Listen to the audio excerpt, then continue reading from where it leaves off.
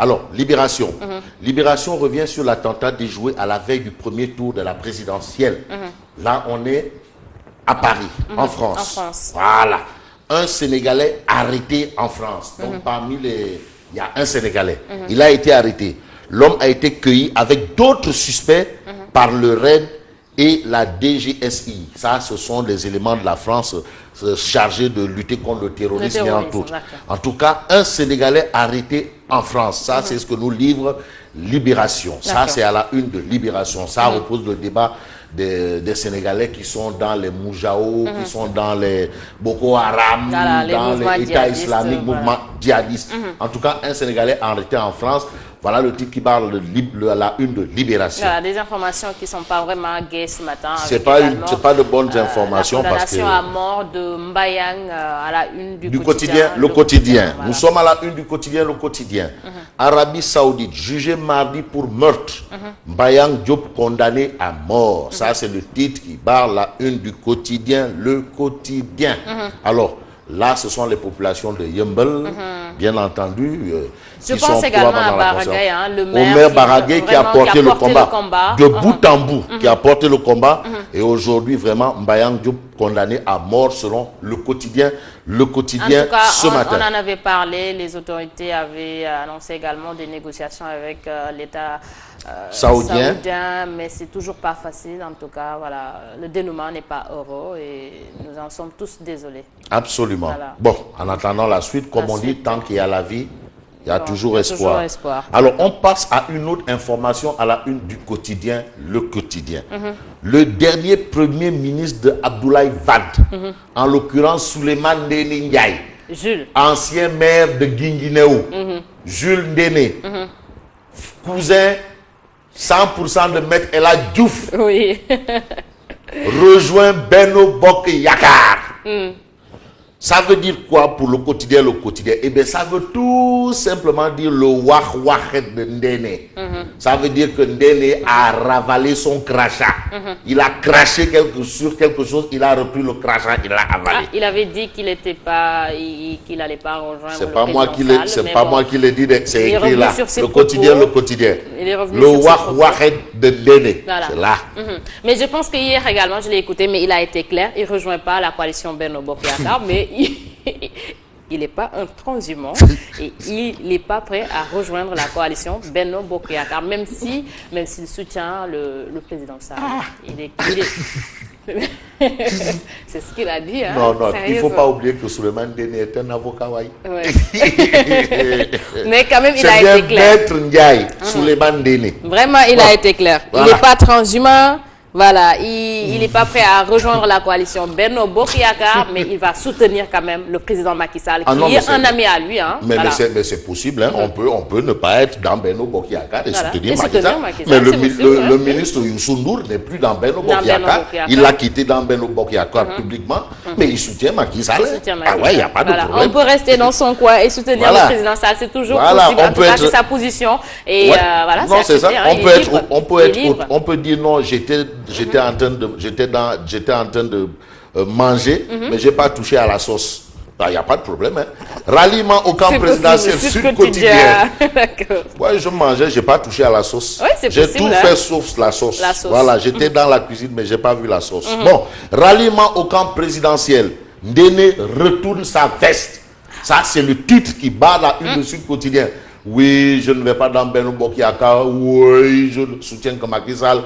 Tout ça là, Ndéné retourne il a fini par rejoindre son ami le président Macky Sall. Mais il faut aussi prendre pour argent comptant la déclaration de Ndéné. Hein. Ouais. Il dit que l'appel à la patrie et l'amitié est plus fort que tout. Ah oui, et la patrie avant les partis. Il dit que le président de la République l'invite en tout cas pour travailler autour de l'intérêt des Sénégalais. Et lui quand même, vraiment, ce qui l'intéresse, c'est le bien-être des Sénégalais. Mais le Sénégal, c'est pour tout le monde. Hein. Voilà. Tu sais, Ndéné, il peut démissionner de tout sauf du Sénégal. Hein. Sauf du Sénégal. En tout cas, il reste dans le Sénégal. Même s'il n'est plus dans l'opposition où il soit, il est dans le Sénégal. Ah waouh. D'accord. Bon. Il était dans une coalition avec les Fada. Hein, je pense, voilà, il est dedans. Il dit qu'il est toujours dedans, mais je ne sais pas comment il va. Non, mais tout ça là. Il est de l'opposition, Ndéné, il est maintenant Mais tout ça là, c'est dans le Sénégal. L'essentiel, c'est qu'il reste dans le Sénégal. Pour l'intérêt du Sénégal, hein, comme il a dit. En tout cas, il a dit que l'appel à la patrie et à l'amitié est plus fort que tout. D'accord. Et le président l'a appelé vraiment devant tous les quelqu'un. Bon.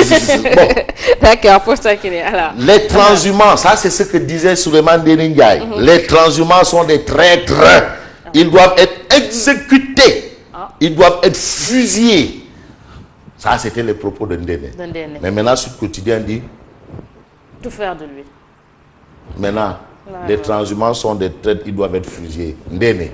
Les transhumants, ils étaient aussi des rats. Hein? Ah, il y a d'autres qui étaient des rats. Hein? Les transhumants, on les traite de tous les noms alors qu'on a besoin de là. Mais les transhumants sont des rats, sont des traîtres, sont des Banyamoulengue, sont des anti-Balaka, sont des Seleka.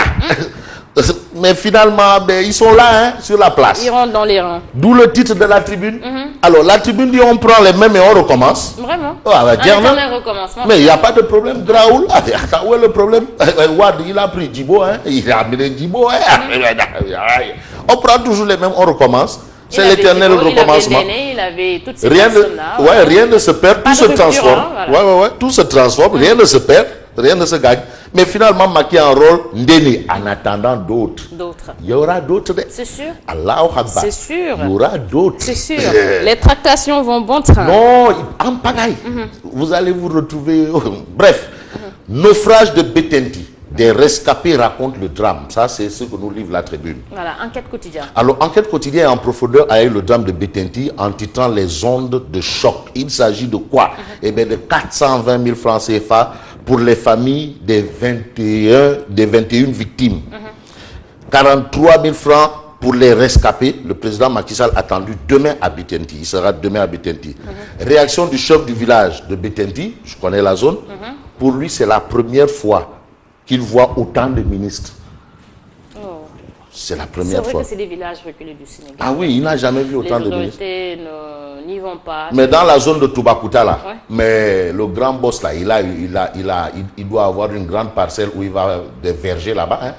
Ah si, il a une grande parcelle. Tu connais la zone. Ouais, vers Sokone, Sokone, Sukuta, Toubacouta, le grand patron là. Le grand. Il a le grand patron. Ok. Khalif général Koulou patron. D'accord. Voilà, il a quelque chose. Alors, on avance avec Vox Pop. Vox Pop parle d'inceste, agression sexuelle. Qui viole nos enfants? Ça, c'est une interrogation. Selon une étude du CEGID, 48,1% des auteurs des abus sont connus du milieu de l'enfant et 22,8% sont membres de la famille. C'est grave. Alors, on parle sport avec Stade. Henri Camara.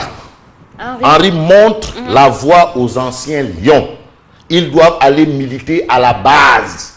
Les Ella Dioufek, ça, on dirait qu'il s'adresse à Diouf. Hein? Ah, mais bien sûr, qu'ils aillent militer à la base aussi. Être là entre Sacré-Cœur, Almadi, qui dit que voilà, ils doivent aller militer à la base. Et puis, Beach Soccer, Coupe du Monde 2017, le Sénégal en lice face à l'Équateur, c'est à 21h. Haute-Cave, suspension des renouvellements vers l'installation d'un comité ad hoc à Dakar.